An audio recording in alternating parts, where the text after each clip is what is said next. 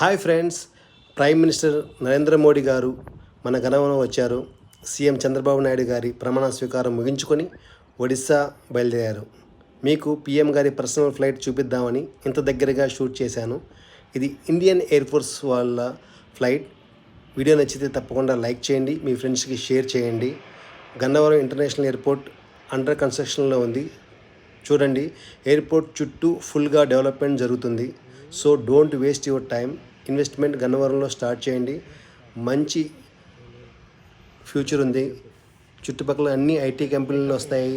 IT hub వస్తుందని చెప్పని, IT park వస్తుందని చెప్పని కేసరపల్లి గన్నవరం దగ్గర ఈ ప్రమాణ స్వీకారం ప్లాన్ చేయడం జరిగింది.